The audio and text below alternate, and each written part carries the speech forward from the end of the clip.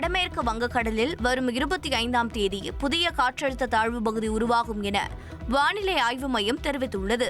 அடுத்த 2 நாளில் காற்றழுத்த மண்டலமாக வலுவடைந்து ஒடிசா மற்றும் மேற்கு வங்க கடற்கரை நோக்கி இது நகரக்கூடும் என கணிக்கப்பட்டுள்ளது. இதனிடையே தமிழகத்தின் பெரும்பாலான இடங்களில் மழைக்கு வாய்ப்புள்ளதாக வானிலை ஆய்வு மையம் தெரிவித்துள்ளது.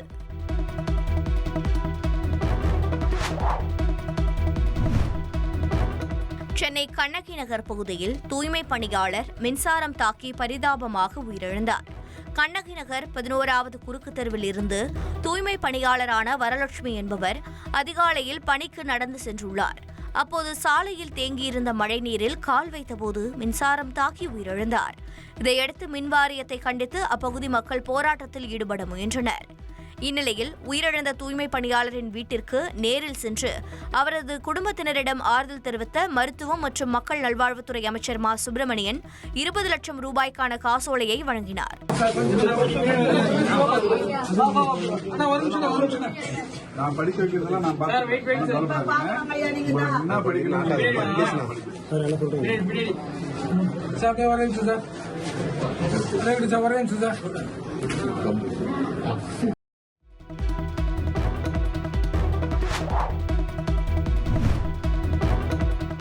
அளவுக்கு மீறிய அதிகார குவியல்களால் மத்திய அரசுக்கு இரத்த கொதிப்பும் மாநில அரசுகளுக்கு இரத்த சோகையும் ஏற்பட்டுள்ளதாக முதலமைச்சர் மு க ஸ்டாலின் தெரிவித்தார்.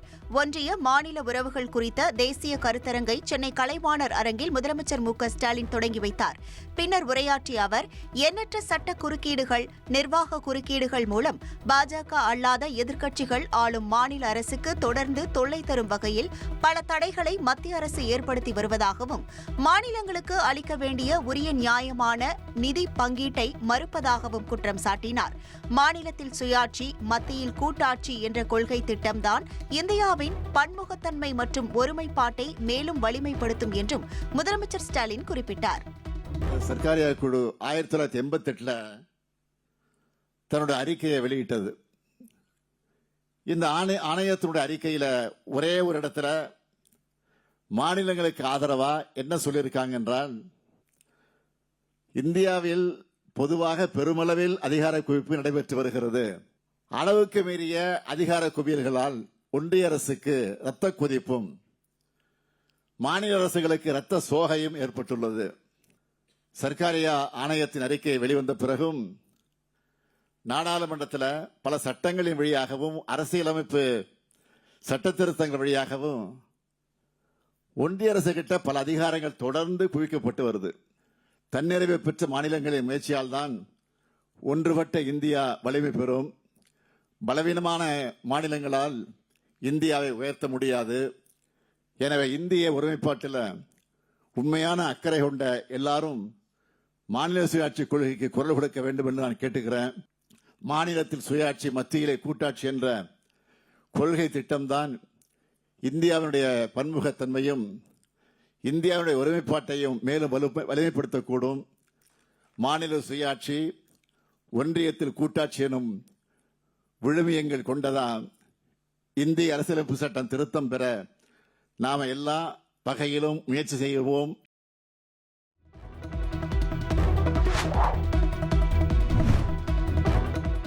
தமிழகம் முழுவதும் பள்ளி மாணவர்களிடையே போதைப் பழக்கம் தொடர்பாக ஆய்வு நடத்த பள்ளிக்கல்வித்துறை உத்தரவிட்டுள்ளது.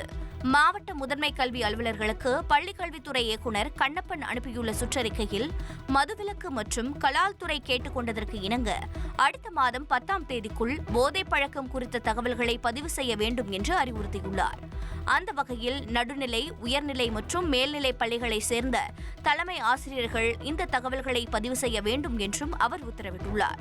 பள்ளிக்கல்வித்துறை இயக்குநர் வெளியிட்டுள்ள இந்த உத்தரவு மூலம் பள்ளி மாணவர்களிடையே எந்த அளவிற்கு போதைப் பழக்கம் ஊடுருவி இருக்கிறது என்ற தகவல் வெளியாகும் என எதிர்பார்க்கப்படுகிறது.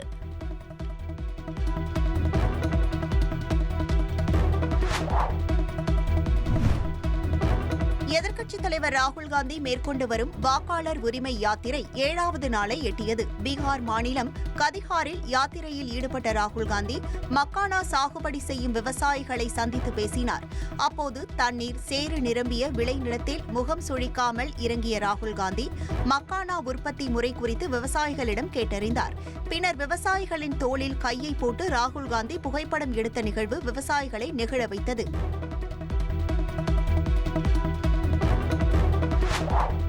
சென்னையில் ஆபரண தங்கத்தின் விலை சவரனுக்கு 800 ரூபாய் உயர்ந்துள்ளது. ஒரு சவரன் தங்கம் 74,520 ரூபாய்க்கும் 1 கிராம் 9,315 ரூபாய்க்கும் விற்பனையாகிறது.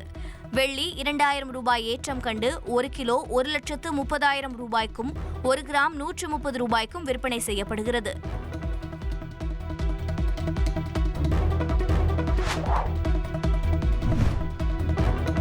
உத்தரகாண்ட் மாநிலம் சாமோலியில் மேகவெடிப்பு காரணமாக ஏற்பட்ட திடீர் வெள்ளத்தில் பல வீடுகள் சேதமடைந்துள்ளன. சாமோலியில் உள்ள தாராளி பகுதியில் இரவு ஏற்பட்ட மேகவெடிப்பால் கனமழை பெய்து வெள்ளப்பெருக்கு ஏற்பட்டது. பல வீடுகள் முற்றிலுமாக சேதமடைந்துள்ளன. பல இடங்களில் இடிபாடுகள் குவிந்துள்ளன. இச்சம்பவத்தில் 20 வயது இளம்பெண் உயிரிழந்ததாகவும் ஜோஷி என்ற நபர் மாயமானதாகவும் மாவட்ட நிர்வாகம் தெரிவித்துள்ளது.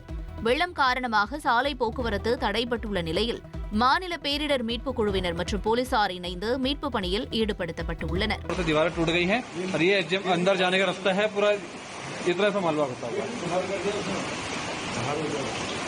भारी मात्रा में नुकसान हुआ है. पूरा मलबा जो है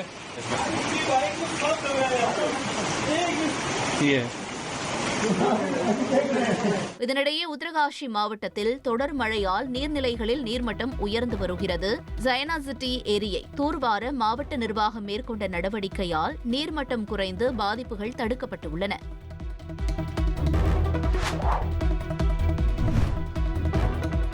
அமெரிக்காவில் வசிக்கும் 5.5 கோடி வெளிநாட்டினரின் விசாக்கள் மறுபரிசீலனை செய்யப்படும் என டொனால்டு டிரம்ப் அரசு தெரிவித்துள்ளது. அமெரிக்காவில் சட்டவிரோதமாக குடியேறியவர்கள் நாடு கடத்தப்படுவார்கள் என அமெரிக்க அதிபர் டொனால்டு டிரம்ப் அறிவித்த நிலையில் அங்கு சட்டவிரோதமாக குடியேறிய வெளிநாட்டினர் நாடு கடத்தப்பட்டனர். இந்நிலையில் அமெரிக்காவில் வசிக்கும் 5.5 கோடி வெளிநாட்டினரின் விசாக்கள் மறுபரிசீலனை செய்யப்படும் என்று அந்நாட்டு வெளியுறவுத்துறை அறிவித்தது. அதன்படி சுற்றுலா, மாணவர்கள், தொழில்முறை பயணம் உள்ளிட்ட விசாக்களை வைத்திருப்பவர்கள் ஆய்வுக்கு உட்படுத்தப்பட்டு அடிப்படை தகுதிகள், விசா காலம், குற்ற செயல்கள் போன்றவை குறித்து பரிசீலிக்க அமெரிக்க நிர்வாகம் திட்டமிட்டுள்ளது. மேலும் இந்த சோதனையின் போது விதிமீறல் கண்டுபிடிக்கப்பட்டால் உடனடியாக நாடு கடத்தப்படுவார்கள் என்றும் தெரிவிக்கப்பட்டுள்ளது. அமெரிக்காவில் வசிக்கும் வெளிநாட்டினர்களில் இந்தியர்கள் லட்சக்கணக்கில் உள்ள நிலையில் விதியை மீறியவர்களுக்கு எதிராக மட்டுமே நடவடிக்கை எடுக்கப்படும் என்பதால் இந்தியர்கள் அச்சப்பட தேவையில்லை என்றே சொல்லப்படுகிறது.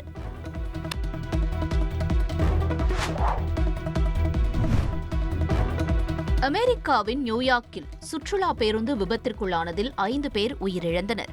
புகழ்பெற்ற சுற்றுலா தலமான நயாகரா நீர்வீழ்ச்சியை கண்டுகளித்துவிட்டு 50க்கும் மேற்பட்ட சுற்றுலா பயணிகள் நியூயார்க் திரும்பிக் கொண்டிருந்தனர். இதில் இந்தியா, சீனா, பிலிப்பைன்ஸ் நாடுகளைச் சேர்ந்தவர்களும் இருந்ததாக கூறப்படுகிறது. இந்நிலையில் நியூயார்க் நெடுஞ்சாலையில் பேருந்து திடீரென கட்டுப்பாட்டை இழந்து கவிழ்ந்தது. இதில் 5 பேர் உயிரிழந்ததாகவும் பலர் காயமடைந்துள்ளதாகவும் போலீசார் தெரிவித்தனர்.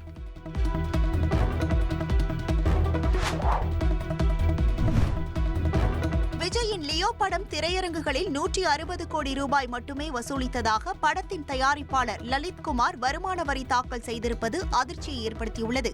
லோகேஷ் கனகராஜ் இயக்கத்தில் விஜய் நடித்த லியோ திரைப்படம் கடந்த 2023ஆம் ஆண்டு அக்டோபர் 19ஆம் தேதி ரிலீஸ் ஆனது. இந்த படத்தின் மொத்த வருவாயான 404 கோடியில் OTT உரிமை 124 கோடி ரூபாய், சாட்டிலைட் உரிமை 72 கோடி ரூபாய், இசை உரிமை 24 கோடி ரூபாய், ஹிந்தி சாட்டிலைட் உரிமை 24 கோடி ரூபாய் ஆகியவற்றை கழித்துவிட்டு பார்த்தால் படத்தின் தியேட்டர் வசூல் 160 கோடி ரூபாய் என தயாரிப்பாளர் லலித்குமார் தாக்கல் செய்த வருமான வரி கணக்கில் சொல்லப்பட்டுள்ளது. இதை கையில் எடுத்த ரஜினி ரசிகர்கள் லியோ படம் 404 கோடி மட்டும்தான் வசூல் செய்திருப்பதாகவும், ஆனால் 600 கோடி என பொய் சொல்லி இருக்கிறார்கள் எனவும் விமர்சனம் செய்து வருகிறார்கள்.